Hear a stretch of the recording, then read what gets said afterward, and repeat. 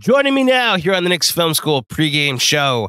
We are, full disclosure, recording this before the Pistons are about to play against the Los Angeles Lakers. So the records on your screen may not be reflective of the current record. We'll see if the Pistons end their season-long losing streak, or the NBA's current season-long losing streak against the Lakers, or if that record changed. But until then, joining me to talk about this Detroit Pistons team that may be coming in on an even longer losing streak to play the Knicks, he is of the Pistons Pulse, which is part of the Detroit Free Press. He's also a contributor, one of the co-hosts for Sam Vecini's Game Theory, friend of the pod, Sam Vecini, from the times we reach out to him during draft coverage. He is Bryce Simon. Bryce, thank you for joining me tonight. Yeah, thank you, Andrew. I was excited, man. You followed me on Twitter. I'm like, I'm following this guy back. He's got quite the following. So complete transparency, I started out just doing Pistons stuff, and then now it's grown to the Game Theory with NBA draft, NBA stuff at large. And so now I'm trying to follow every team a little bit more than just specifically the Pistons. Obviously, that's still my wheelhouse. I get it. Sometimes, unfortunately, that's my wheelhouse. That's the team I watch 82 games of. But yeah, man, I'm excited to talk about your Knicks a little bit at some point as well, because I got a couple players on your squad I really like as well. So, well, plenty of time to get there. Don't worry. And this is our effort to try and cover all 30 NBA teams. Is this pregame pod where we try to get the outsider's perspective on what's going on around the league. So it's not just from the Knicks bubble that we judge other teams, which is why I am so curious with this first question, because obviously it's not been great. The 2-15 start at time of recording, 14 straight losses, I believe, 13 straight losses, 14 straight losses. Yep. I mean, quite simply, did you expect it to be this? I don't know what expectations you came into the season with, whether it was play-in or just low lottery. Was it going to be bad, but not like this bad? Like, what were your realistic expectations coming into the season? My realistic expectations was improvement, which for a 17-win team, that's not a whole lot. But I was thinking, hey, this team wins 27, 28 games. Cade Cunningham looks like a dude or the dude. Jaden Ivey takes a little bit of a step forward, you know, those type of things. And you're feeling pretty good about where you're at as an organization. This is way where, and here's what makes this bad, Andrew. This team has lost a lot of games the last few years, right? Everybody understands this. They kind of were trying to lose games the last few years because they wanted to get draft picks and all of that. They're not trying to do that this year. This was not the plan from the organization, was not to quote unquote tank and all of that. They're trying to be competitive. They're trying to win. Right now, it's obviously not working at all.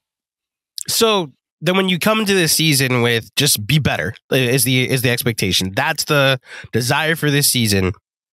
I don't mean to have you speak on behalf of the entire Pistons fan base, because I don't know if you have that power just yet, but I think you could give me a good temperature check of how the fan base feels. It's the first year of a new head coach that got a really big contract. So you try to grade it with a little bit of mercy and a little bit of leeway. But what are the vibes in Detroit right now amongst the fan base that it's like this bad this early? It's bad. Like, the fan base is fed up. They're calling for jobs. They're calling for change. They want, like, some of them want Tom Gores to sell the team. Like, I'm just like, honestly kind of like that Tom Gores, the owner, just writes the checks and stays out of the way. Personally, that's what I want from the owner of the team that I follow. But some people are like, it's Tom Gores' fault. Some people want Troy Weaver fired now. That's the GM of the Pistons. And, you know, I don't know every GM across the league. So for your listeners, Troy Weaver, he used to be with OKC. You know, you can't fire Monty Williams because you just signed him to a huge contract. Some people don't think Cade is any good and they want Cade Cunningham traded all of a sudden. It's all over the place. It is not great vibes. The funny thing is, as a content creator, you'll appreciate this. We just went live on Tuesday night, me and Omari, for the Pistons Pulse. We had our most watched live episode of the season. So even though the team stinks, people are invested still right now, which is kind of cool. That's the important thing. Like, as someone who's been through the doldrums of a content season like that, and you're trying to find things to talk about and interesting things for people to care about. Now, Knicks fans are a little nuts, so they'll be like, a 300-word article about the G League will be like your highest trafficked article. Chris Herring tells this story all the time about how he was given like this little corner of the I forget the New York publication that he was working at, but he got like the bottom corners, like write a simple little thing, and it was their most read thing awesome. In that issue of the article. So like Knicks fans at least have an appetite for it, but it's good to hear from your perspective that like people still care. Like there's frustration, but the worst thing than frustration is apathy. And like I'm a Jets fan, and I think a lot of Jets fans are getting to apathy at that point because like we know nothing's going to change. The team is run by a quarterback that's 39 years old and may not play, although I know videos made it around social media, but I digress. Point being, it's good that fans still care. And I think we both have established that. But if I can get specifically about how they feel, or I guess maybe more so how you feel about some certain players. You mentioned Cade Cunningham. We here at Knicks Film School, we do like our top 75 of players in the NBA before the season. We do it during the off season, and Cade was in there, but it was with a little bit of like, we want to see something this year. Like the best news we heard from Cade, I'm sure you heard it, was during the FIBA tryouts when he was basically playing on the practice squad, and like the big news out of this, like, whoa, Cade Cunningham. And then this season they've gotten off to the start. How are you feeling about Cade after 3 years or 2+ years, you know? Yeah, listen, I understand some of the frustration with Cade right now, but I still think Cade's very, very good at basketball. I'm not willing to just sell on him being what I thought he was when this organization drafted him. Now, maybe there's a chance he doesn't hit that ceiling. Maybe there's a chance he's not a #1 option, but Cade Cunningham is still good. The problem with Cade is he hasn't been efficient so far, Andrew. He hasn't necessarily shot the three well. He hasn't got to the free throw line a ton. That has been better in recent games. But Cade Cunningham is still a very good basketball player that I think you want on your team whenever you're trying to rebuild and restore, as they call it in Detroit, as we call it in Detroit. So I think where I'm at is I'm still at the same spot I've been with Cade Cunningham. I'm not any lower. I'm not any higher. I still have some questions that need to be answered. They haven't exactly surrounded him with all the stuff he needs to show that success, though, either. What do you personally think they need to surround him with? More scoring, more floor spacing. This team is essentially last in the NBA in three-point attempts and bottom 5 or 6 in three-point percentage. Some of that is miscalculation this offseason. Some of that is injuries right now. This team's what would probably be the second best scorer on the team, Bojan Bogdanovic, hasn't played a game yet. Monte Morris, who came in, who's a good backup guard and a good three-point shooter, hasn't played a game yet. Alec Burks has struggled a little bit. Joe Harris, whatever it is, like whatever you think, if there's one thing Joe Harris might be able to provide you, it's three-point shooting. We thought. He's been hurt, and he hasn't shot the ball well whenever he wasn't hurt. So the floor spacing just hasn't been well. Yeah, looking at some of the lineup data with Cade, it was tough to really figure out just how much is his fault. Like you mentioned, the secondary scoring that they'd need. Yes. One player on the Pistons is averaging more than 11 attempts a game. It's Cade Cunningham averaging 20. Everybody else is averaging 10 or less. And like it's a Sir Thompson that's averaging 10 field goal attempts a game. Man, so there's just like not a secondary option to go to. And I mean, you tell me if I'm reading this wrong, but is he more of someone that like he's looking to facilitate and run the offense, and they just don't have, like you mentioned, Joe Harris shooting 31%. Friend of New York, like we loved Alec Burks when he was here, and he just hasn't been that type of off-ball threat. Is that some of the issues that you're hinting at?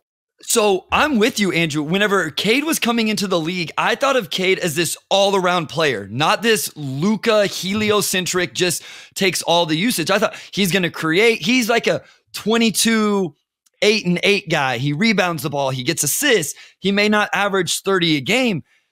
Kind of the role he's had to play is just score. So yeah, for example, the Pistons' next scorer is now Jaden Ivey, finally, and that's a whole nother conversation I'm assuming we'll get to, at 12.7. If we look at the Knicks, whenever I pulled the Knicks team stats, you have 24 a game Jalen Brunson. So let's just say him and Cade are like, leading scorers, right? You have 3 guys over 16 points a game on your team. The next for Cade Cunningham is Jaden Ivey at 12.7. So that just, and Asar Thompson, you brought up, here's what the starting lineup was to start the season, Andrew, for your listeners. Cade Cunningham, Killian Hayes, rookie Asar Thompson, who's shooting like 13% from three, Isaiah Stewart, and Jalen Duren. We said this on our pod on Tuesday.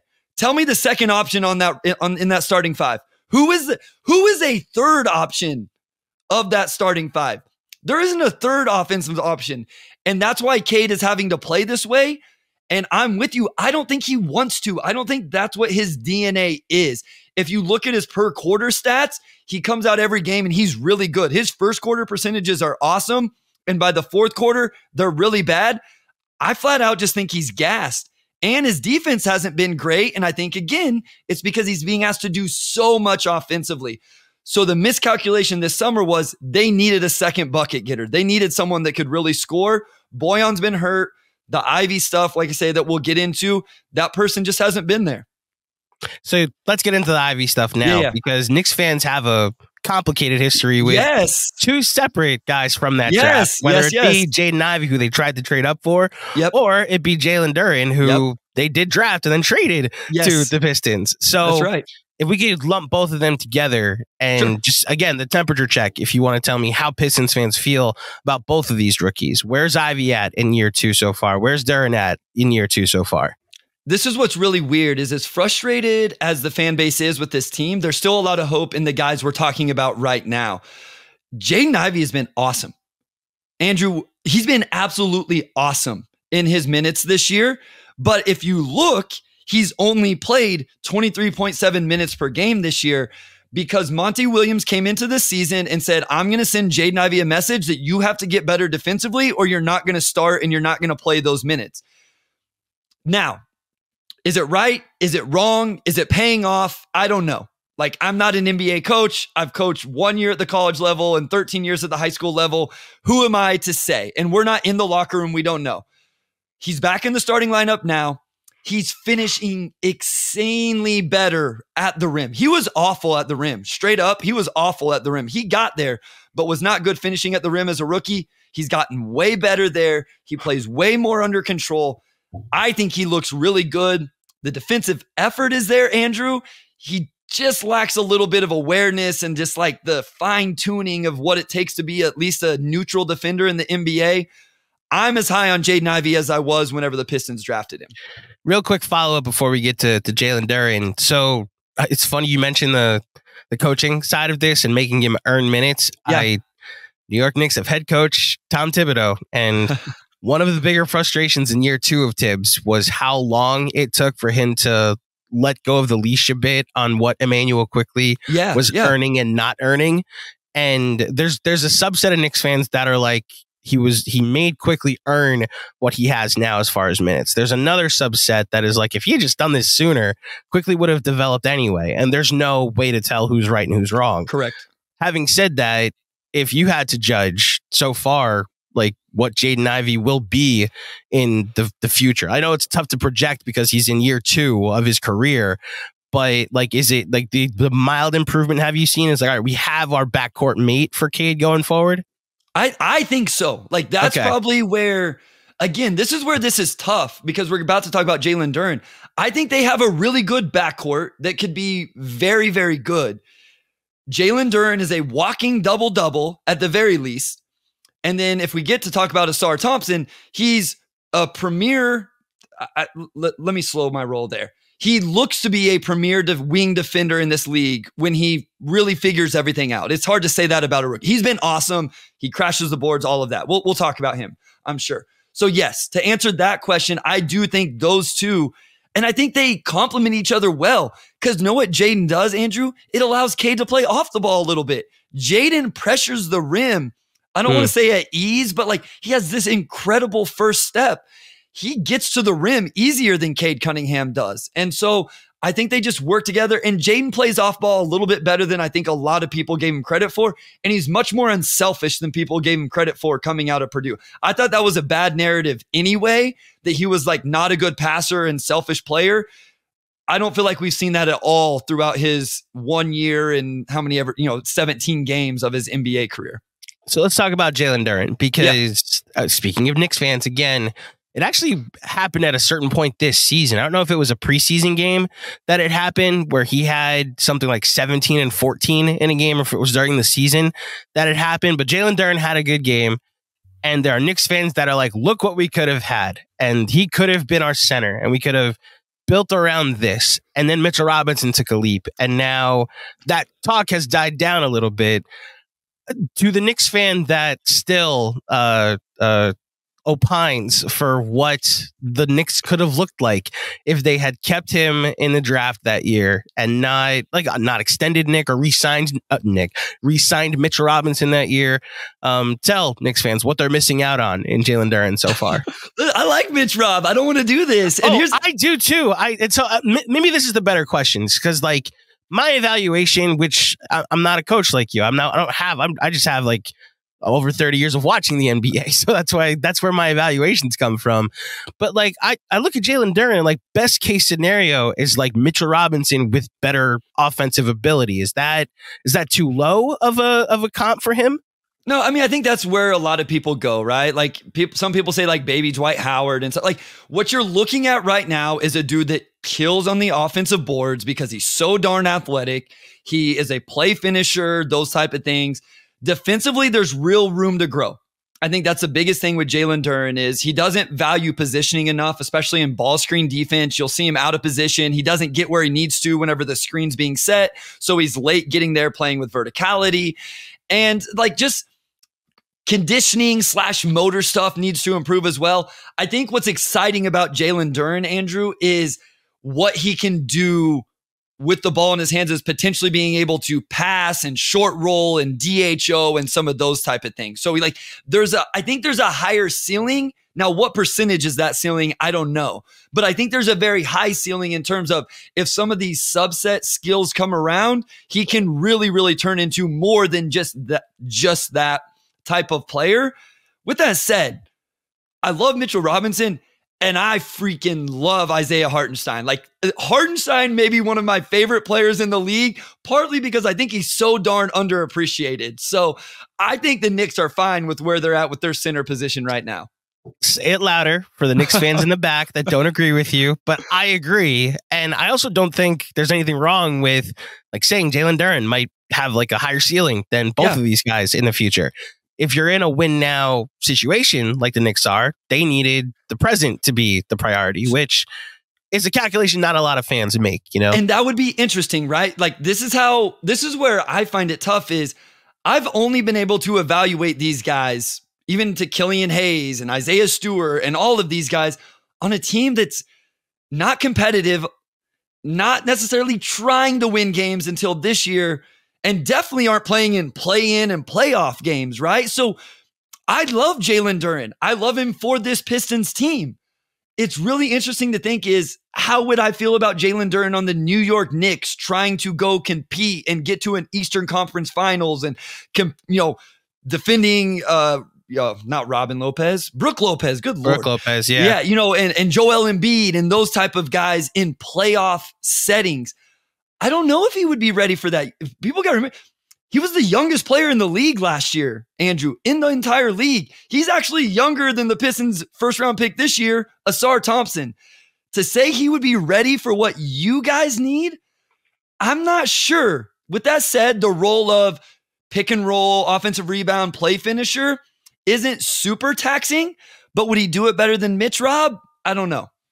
Well, I guess time will tell, and we'll do pregame pods in the future. We'll have this conversation again. So the other players, like we've talked a ton about Asar Thompson, and the only other player I was going to ask about was Killian Hayes, as we're in year 4 of his career. I guess the way I'll phrase this question is more, who are the keepers? Like when this team's ready to compete, whether it be next year or like who knows, maybe later this year, or even just like in the future. Who are the keepers? What's the core that you see is like these guys will still be here when we're on the other side of this? Assuming you don't have to use them in a trade, I would say the 4 we've talked about: Cade, Jaden, Asar, and Jalen Duren. I think Marcus Sasser probably has a role. He's looked pretty solid. just as a backup guard. And again, if he has to be included in a trade to go get a bigger piece, I don't think anybody's shedding a whole lot of tears over that. Those are really the only 4 dudes that would really make me think super, super hard. The rest are either veterans that are on expiring deals anyway. Isaiah Stewart is probably the one the fan base would debate the most. Some people really value what Isaiah Stewart brings and have some faith and hope in him. Others don't see it and don't even think he's an NBA player. I fall somewhere in the middle. I think Isaiah Stewart is a third big, and I think Isaiah Stewart is a guy that, especially if the three-point shooting can stick, he's like right under 40% on 4 attempts right now. If that can stick, that's a guy that can play in the playoffs. But again, if you told me you had to move Isaiah Stewart to acquire the big name, the second scorer, whatever, if this team needs it, they really value what he does culturally for this organization, though, just like the way he goes about his business. Isaiah Livers has some fans, but I don't think it's at that level at all. I mean, listen, Killian has his fans. You brought up Killian. Killian has his fans. I don't know what to say about. I steer clear of Killian. So that's like a do not touch topic. Not for me personally, just in general, because like you just can't win.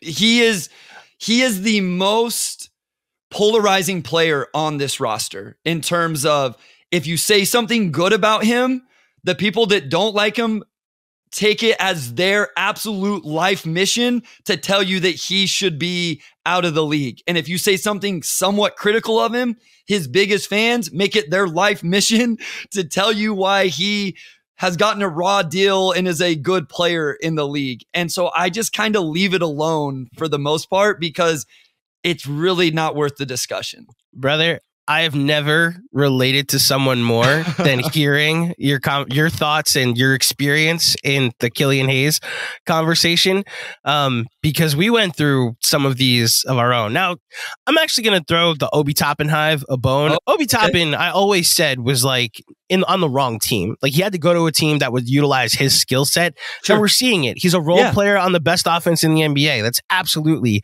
what I would expect from Obi Toppin being utilized at the best of his ability. I never thought like you should break up the team to try and make sure Obi Toppin. They traded him and found another replacement, and they're 11th in offense. So I'm okay with it. What this is reminding me a lot of is the Frank Ntilikina hive here in New York. I can see that. Yep. So I always said there is like a very high defensive ceiling with Frank.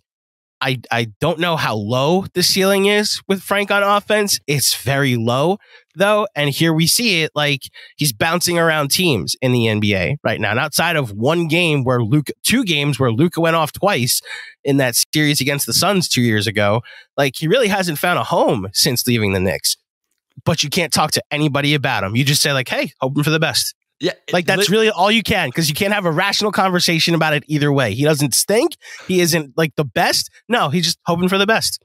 No, that is so perfect too, because it's the same player in terms of Killian has this defensive reputation. I'm not even going to give my honest opinion on his defense, because again, you're hoping for the best. I'm hoping for the best. And then offensively, it's been a little. Now he has found some stuff. Like, here's where I was coming into the year, Andrew. This is where I was truly at with Killian Hayes. Is I said I wanted to see 82 games of Killian Hayes on this team to find out whether he's a NBA rotation player or not. Like, to say Killian Hayes shouldn't even be on, a 13th man or something, like absolutely there's a spot for him on a roster, probably still at his age.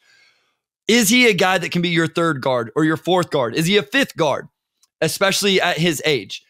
That's what I came into the year wanting to see and figure out. And this is where the Jaden Ivey stuff really got bad, Andrew, is it was Killian Hayes starting over Jaden Ivey. It wasn't, you could almost understand if it was Alec Burks getting buckets, shooting 45% from three starting over J.I. It was Killian Hayes starting over Jaden Ivey. And as you could imagine, the people that think Killian Hayes should be, and now national media has got into it. That was the worst. It was McMahon or Bontemps, whichever one, said that Killian Hayes should be punted to the moon. Oh my God. And then here's what's crazy. He played awesome the very next game. He played awesome the next night. And so, people had a field day with it. And I was just like, I haven't muted Killian Hayes on Twitter. Like, you know what I mean? Like muted words. Oh, I know. I have words muted too. Don't worry. But it's almost to that point. And again, I truly want Killian Hayes to be good. I want him to succeed.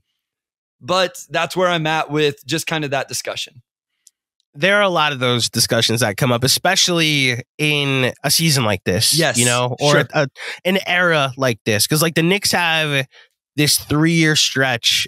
The last year of Carmelo Anthony, which turned into a rebuilding year, the year after, the first year of Kristaps Porzingis, which he gets his ACL torn midway through the season, and then they just like lose every game the rest of the year. Then the next year, they trade Porzingis during the season, but win 17 games. And there's so much uncertainty in the roster. And I can hear the same conversations in what you're talking about at the end of that 17-win season. That were like, listen, I'll go all in on this, but I'm not trading Frank. I'm not trading Mitchell Robinson. And lo and behold, I'm not trading Kevin Knox, was part of the conversation. Now a member of the Detroit Pistons. How's Kevin doing these days? There's a soft spot in Knicks fans' hearts because we recognize he was the wrong pick, but way more so because of who came after Kevin Knox, which was Mikal Bridges, Miles Bridges, Shai Gilgeous-Alexander, and Michael Porter Jr.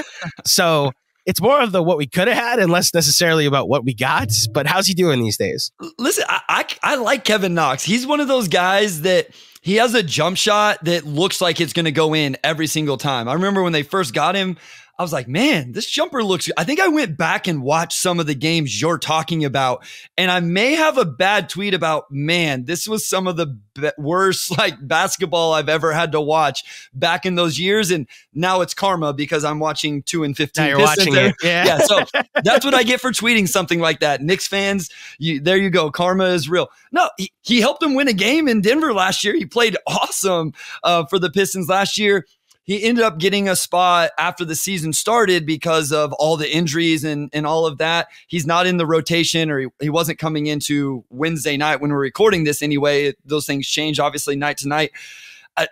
I don't, I wish he would just knock down shots. I think he's shooting really well right now, actually. But it's just one of those things where he just hasn't been able to find his footing completely. But yeah, I kind of like him too. Like I say, he looks like he's going to make every shot he takes. Like you said, there has to be a consistency in his bucket getting because of what he allows on the defensive end. Yes. Look, his second month in the NBA, he won Rookie of the Month. And it's this weird, like, vacuum of like, did the Knicks find something? Because then the rest of the season, he was given unlimited carte blanche to do whatever he wanted on offense. I think it hurt him because then the next 2 years, he was told like, okay, Marcus Morris is playing over you. RJ Barrett's playing over you. Julius Randle's playing over you. Like you name it. And he just got further and further down the depth chart. And I have no idea if he's just going to bounce around the league as like, so I call the last 2 weeks of every NBA season LA Fitness Week because nobody plays defense and it's just like unlimited offense, right? And last year, Kevin Knox was averaging like 28 a game during LA Fitness Week. Is that like his time to shine? And I wonder if that's how he's going to bounce around the league or if there is a solid rotation spot for him in a league somewhere. So I guess we'll see. Yeah, because he's done some of that in the summer as well. I think it was not this past summer, but the summer before at the Rico Hines runs or whatever. He was like in 4 games with the Pistons, he's 51% from the field and 44% from 3. So, in the 4 games, he started 2 games, I think. And so in those games, he made shots. He tries to get after it defensively and all that. Some guys just have limitations, right? Like we say, try harder. Some guys just literally lack the awareness, and it's not always as easy as just watching film and improving on it. If it was that easy, I think more guys would be better at it. Can I ask you from a coaching standpoint? Sure. Like, do you? Because I think a lot of people look at him and say like he's a 4, like he has to eventually play the 4. And I thought from my limited time watching Kevin when he was in New York, like, this man is not going to be able to guard 4s like full time in his career. He's probably going to have to play the 3, and then I don't think he's quick enough to guard 3. So I don't know.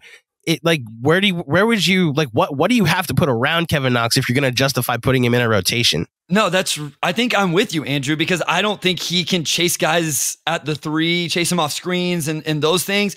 And then at the 4, it's like, okay, he's going to get bullied. And I realize like the NBA is not this ultimate post-up game or whatever, but they'll hump mismatches if they can find one.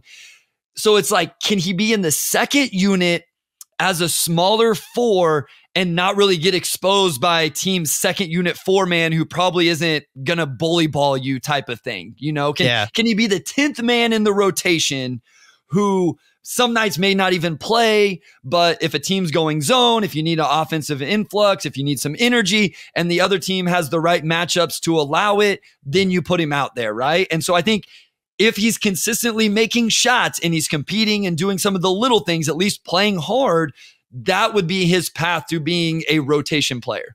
I think you just nailed it. He's going to have to be like a 45. Like you can't take that offense off the floor. Like he's a 45% 3-point shooter.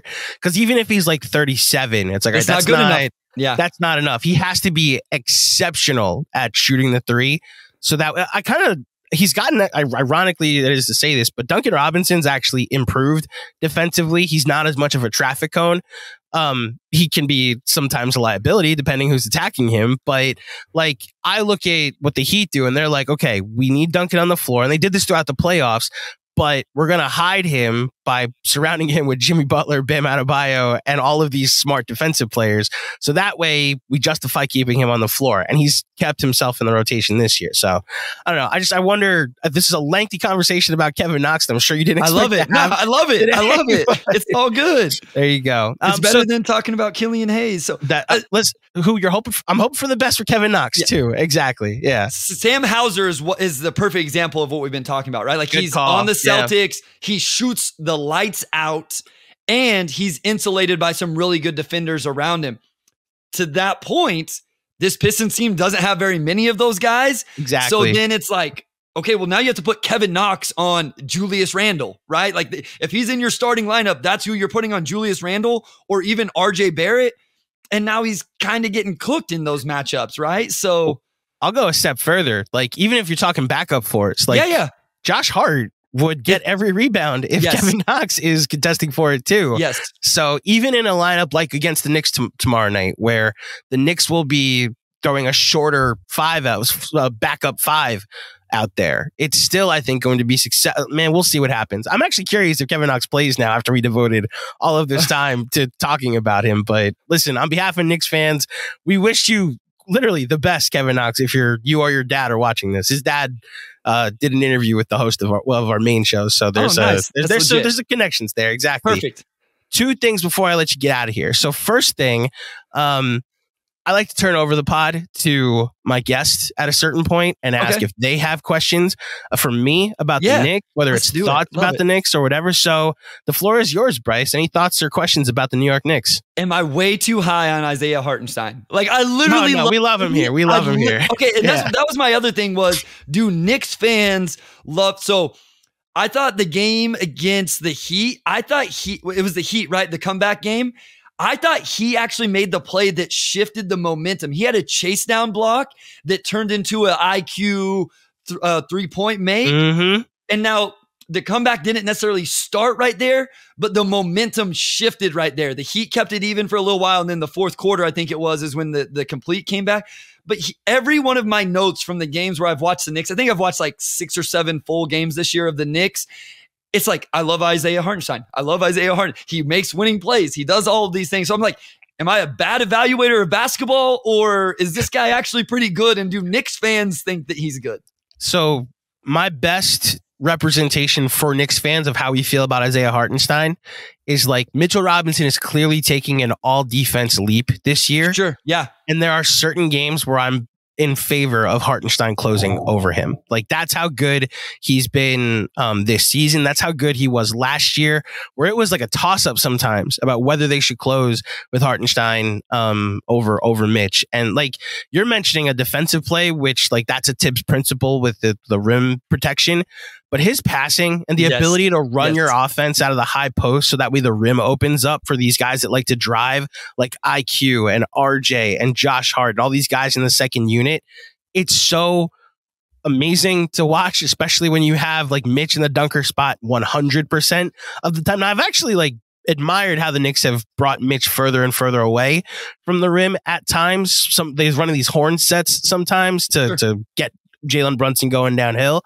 But man, Hartenstein, I think the Knicks have the best 2 center duo in the NBA, which I don't know. Like, obviously, like Jokic plus whoever is better, but as far as starter and backup, I think the Knicks have the best combination in the NBA. Yeah, they have, especially because, like you said, Mitch Robb is a terror on the offensive boards, but is also playing really well defensively.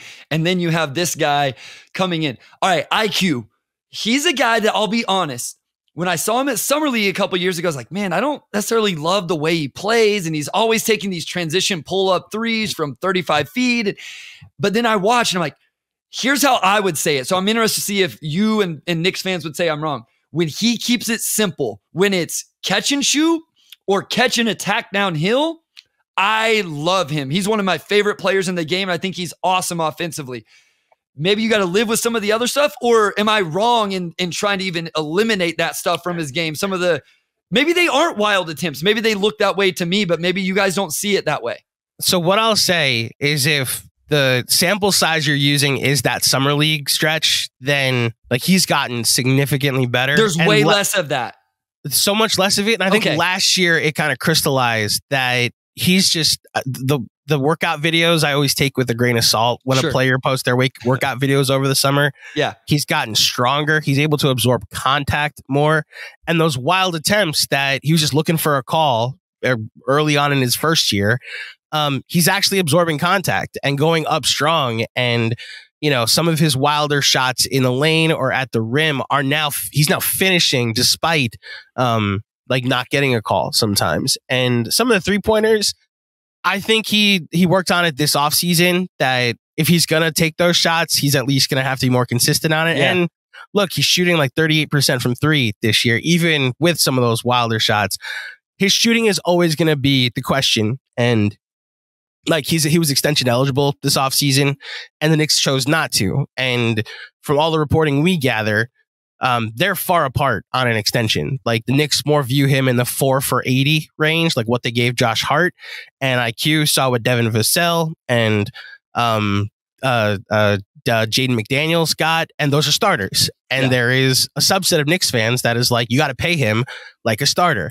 Because the other thing that's absolutely improved since that Summer League stretch, he is one of the best off-ball defenders on the team, and I'd argue in the NBA, especially for his size.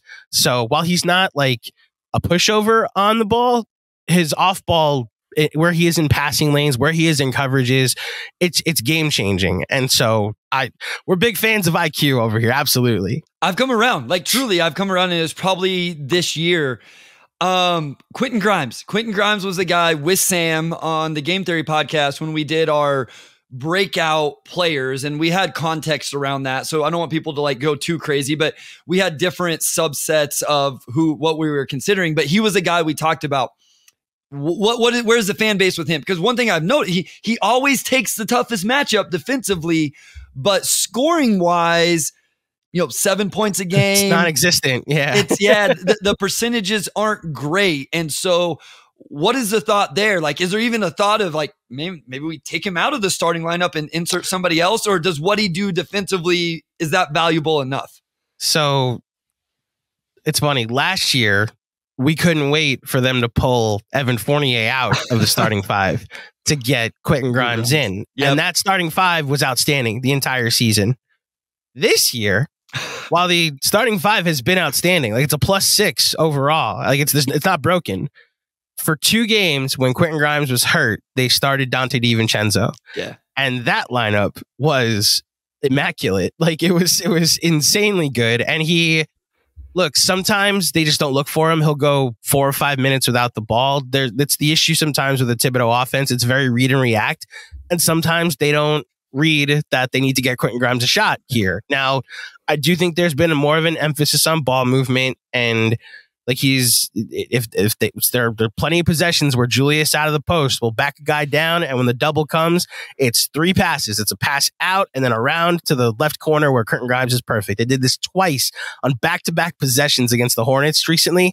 And I thought I saw God. Like I was like, oh my gosh, like this is the realized version of the Knicks.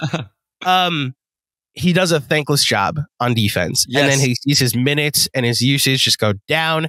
There's Knicks fans that are like, just give it time. Like it's not broken. The starting lineup is good. The bench lineup as is even better.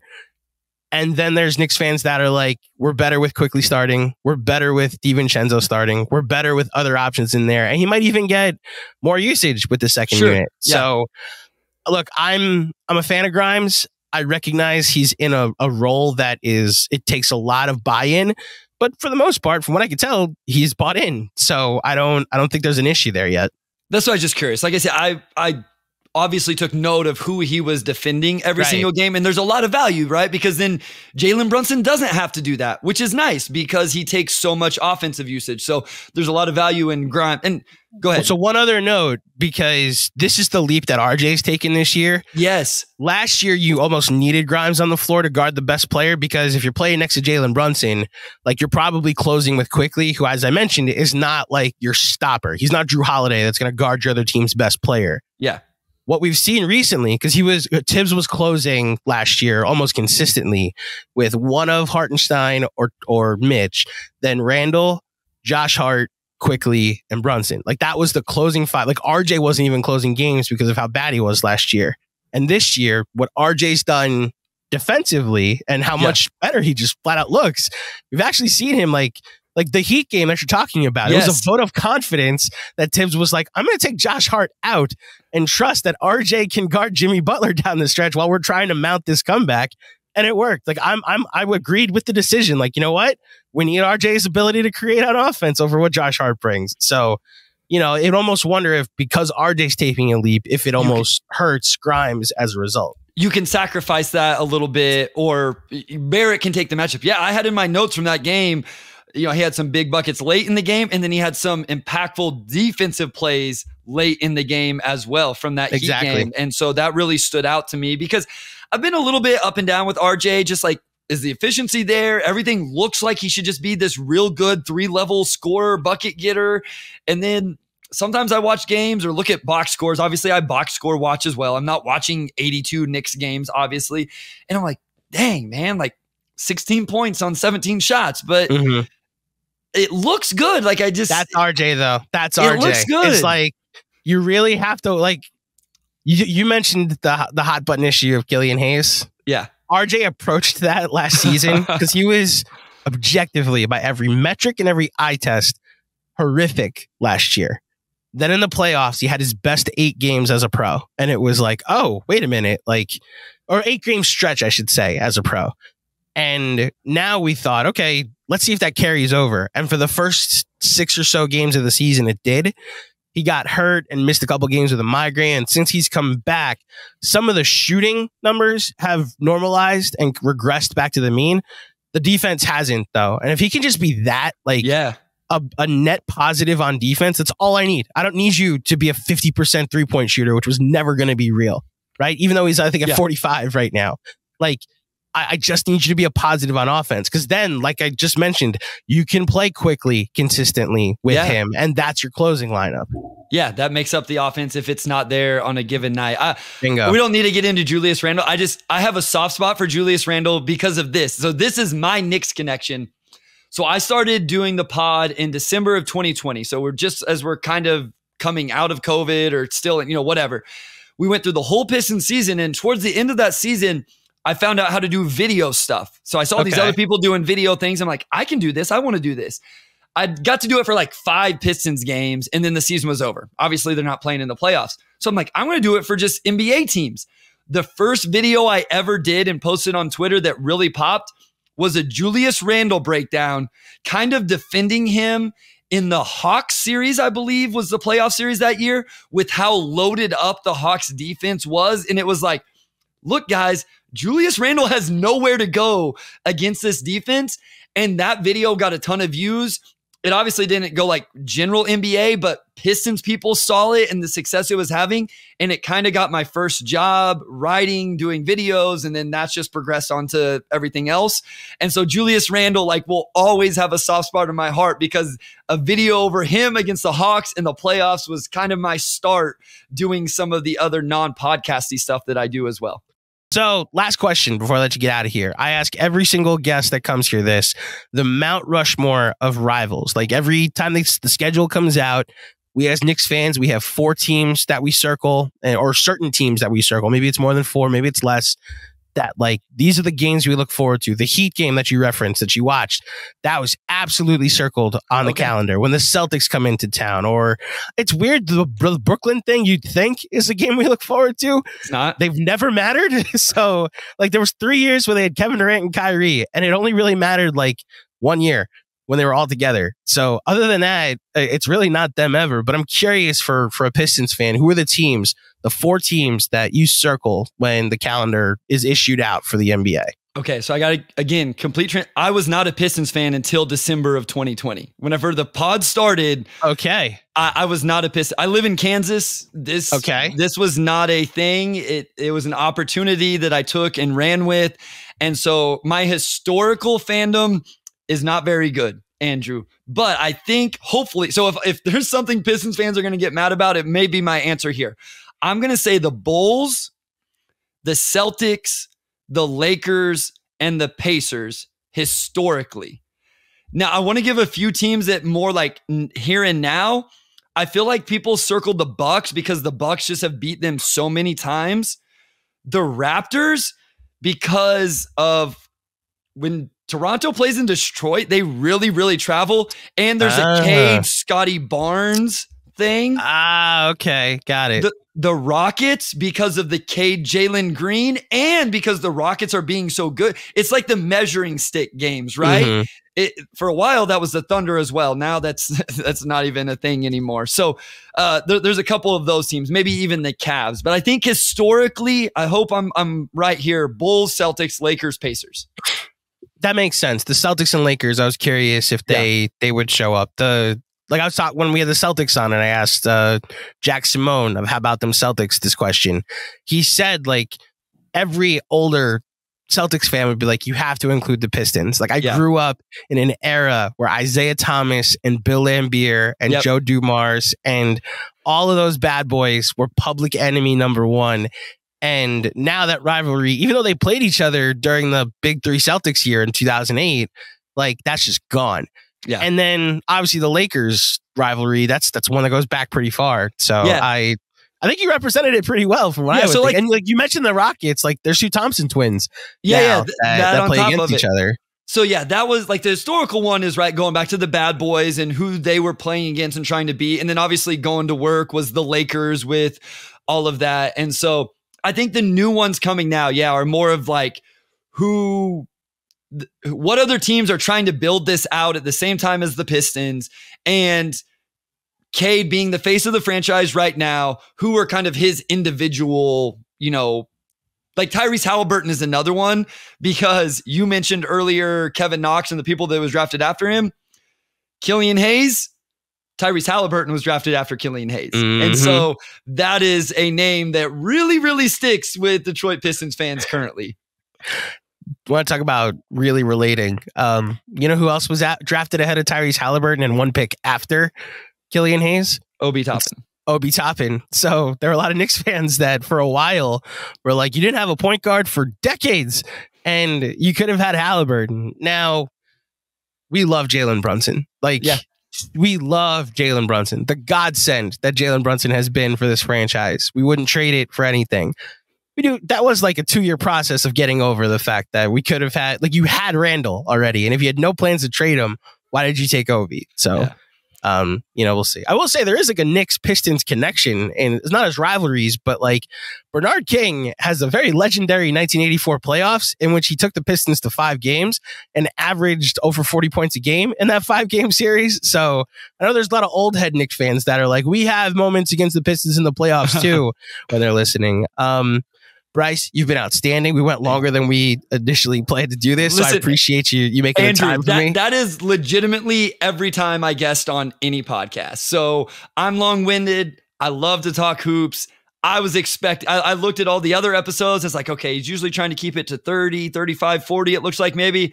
I was like, nah, we're going. Me and Sam have recorded like almost 3-hour episodes that we had to cut in half into 2 different ones. So again, like this was no surprise to me. Hopefully it's okay for the listeners and for you and everybody else. Well, so the last question before you officially leave, to the Knicks fan with so much PTSD that sees potentially a Pistons team coming in here on a 15-game losing streak, and they're worried that we're going to be the team to break it, what do you have to say to them? Whether it be like, yes, you should be worried, this Pistons team has some fight, or if you want to put them at ease, you'd be like, listen, you're the better team. As long as you don't screw around, you should win this game. Yeah, I just feel like the Pistons always struggle to score against the Knicks. Like, they're just going to be physical and beat them up, and I think that that's not a great recipe for Detroit. I mean, I guess what like Stu is a decent matchup for Julius Randle. Duren with Mitch Robb, like maybe there's some things you could talk yourself into canceling out, but the second unit, you brought it up earlier, how good your second unit is. The Pistons aren't showing that depth right now. They've got to find it somewhere. I don't know what the score is right now tonight as we're recording. I don't know if I want to know right now. You don't. I checked. You don't. Sorry. Awesome. The Lakers were coming up getting beat by like 40, so I figured this wasn't going to be great. So I don't know when it's going to end for Detroit. I'm not counting on it being against a Knicks team that just seems to play hard all the time.